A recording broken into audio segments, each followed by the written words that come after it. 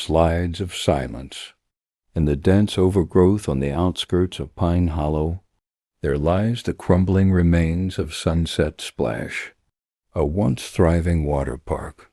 Built in the early 1960s, no one goes near it anymore. Faded billboards still boast smiling cartoon lifeguards and a giant smiling sun. But locals whisper that something evil took root there long ago.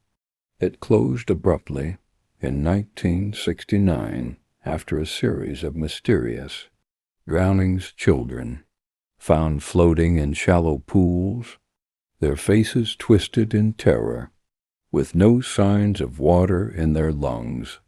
No one could explain it. Years passed, and nature began reclaiming the place. Ivy crept over rusted slides, and thick moss carpeted the wave pool. But at night, strange things still happened. People reported flickering lights from inside the abandoned snack bar, and some claimed to hear splashing and laughter, childlike and gleeful, cutting through the otherwise dead silence. Police brushed off the reports as pranks or imagination, but no officer stayed past sunset more than once. One summer evening, a group of teens dared each other to sneak into Sunset Splash.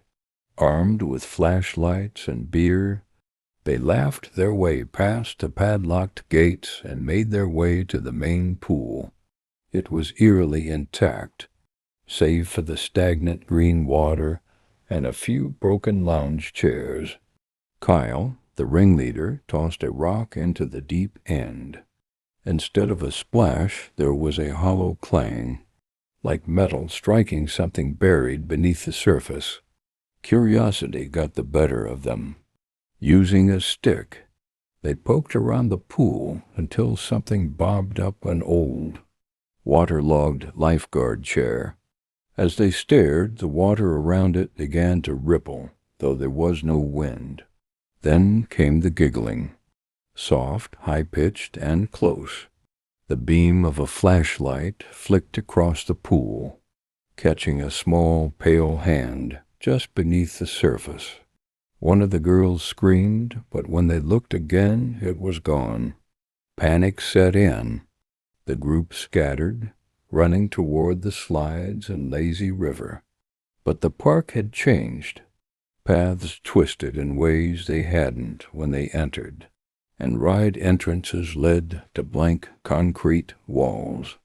One by one, the flashlights blinked out, swallowed by the creeping darkness. Something was following them, something wet and cold, dragging behind with the sound of sodden footsteps. Only one teen made it out: Jenna. She was found trembling on the road at dawn, her hands covered in algae and her shoes soaked. She couldn't speak for days. When she finally did, she only repeated the same phrase over and over. They never left.